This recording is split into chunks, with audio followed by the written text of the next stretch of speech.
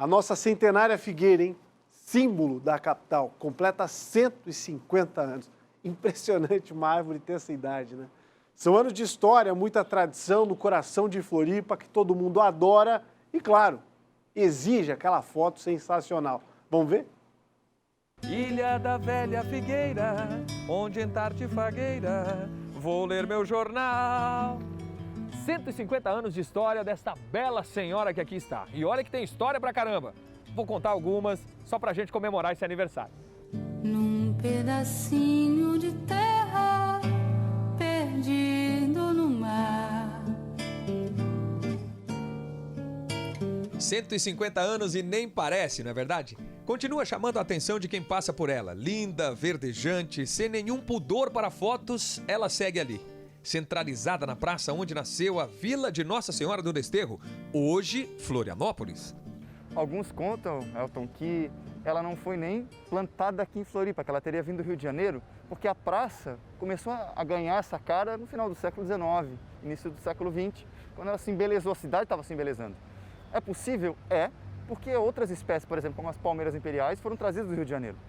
Mas o que a gente sabe de verdade é que ela estava plantada ali na frente da catedral e foi, mais ou menos com 20 anos, trazida aqui para o coração da Praça 15. O Rodrigo é um pesquisador sobre as histórias da ilha e, como todo guia manezinho, ele buscou informações mais detalhadas sobre a nossa bela senhora.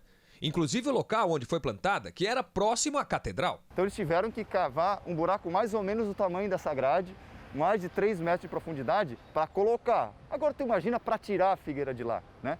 Transportado em carro de boi, e tinha coisa mais difícil. Manezinho, a gente sabe que figueira é casa de bruxa, Tim. Opa, peraí que agora deu um pouco de medo, porque as bruxas não são muito legais com quem mexe com a casa delas. Mas se elas moram nas figueiras, quem transportou pode ter tido problemas. Se eu mato uma figueira, meu querido, a minha família está amaldiçoada. Os manezinhos de engenheiro pensaram o seguinte: vamos chamar alguns de fora para fazer o transporte. Se acontecer, a gente bota a culpa neles. Nem sempre a figueira estava para todo mundo ver. Em 1891, a Praça 15 inteira foi cercada por grades. Somente 20 anos depois, o prefeito Henrique Pupi Júnior resolveu liberar para visitação do público. E aí todo mundo pôde apreciar a velha figueira. Ilha da velha figueira, onde em tarde... Um retrato daquele tempo, Eltinho. A praça era um lugar de elite, onde vinha quem tinha dinheiro, quem tinha bufunfo. Então o cara tinha que chegar bem arrumado, alguns de chapéu, cartola, gravata, vestimenta completa, né? Eu já conversei com gente aqui, por exemplo, do Morro do Mocotó, que diz, olha, eu passava aqui nos anos 70, ainda tinha um lado branco, que era do lado de cá, né? Onde está o palácio, e do lado de lá, onde está o correio, era o lado dos negros. E uma coisa interessante, né, Eltinho, dessa transformação, é hoje a gente vê o Cruz de Souza pintado do lado de lá da praça, que era considerado o lado branco da cidade. Hoje não há mais grades como em 1890, não há separação e todos podem apreciar a beleza da aniversariante centenária. É uma fonte de inspiração para poetas, pintores, músicos, compositores como Augusto da Silveira, que em suas letras procura eternizar o que a ilha tem de melhor. Da capital e o Palácio Cruz de Souza na esquina com a catedral. Tem uma música em que eu falo basicamente desse quarteirão aqui, em que eu falo da Catedral, do Palácio Cruz de Souza, da Figueira e do Miramar também. E esse lugar aqui inspira muita gente, né? É muito bonito, tem muita história aqui para contar.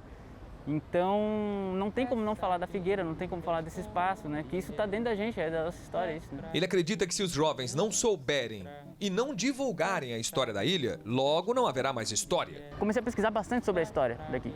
Então, os primeiros habitantes aqui foram os povos sambaquis, né? A gente pouco sabe, ou nada sabe sobre os povos sambaquis. Depois vieram os indígenas, os carijós. E a gente também pouco sabe sobre eles. Depois veio a colonização açoriana, né? Que a predominância aqui dessa cultura é açoriana, o sotaque, a arquitetura. E ele tem razão. Saber nossa história é saber sobre nossas origens. Portanto, mantê-la é ainda mais importante. Por falar em manter, como anda a saúde da nossa bela figueira no auge dos 150 anos?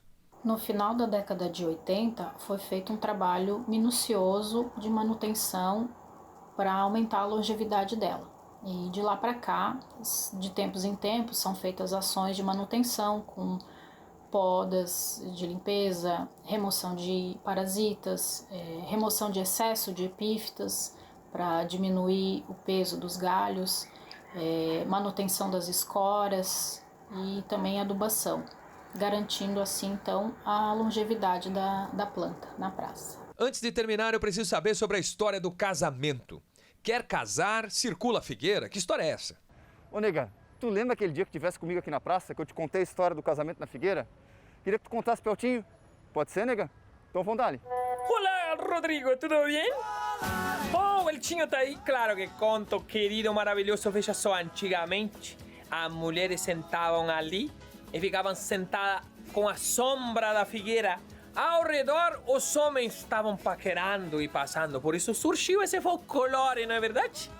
Para você arranjar um casamento, Madame Lupita Cheese, de 3 voltinhas ao redor da figueira. Sentido a horário, tipo ponteiro relógio, não é verdade? Horário. Agora, se você quer separar, dê uma voltinha ao contrário, tá bom? Tem a figueira mais famosa da história. Entre lendas e folclores, Nossa Bela Senhora segue firme no centro da praça, fazendo pose para foto, sendo testemunha de histórias. Ah, se essa figueira falasse, hein? Parabéns e que venham muitos anos de vida. Da figueira vejo aterro e a memória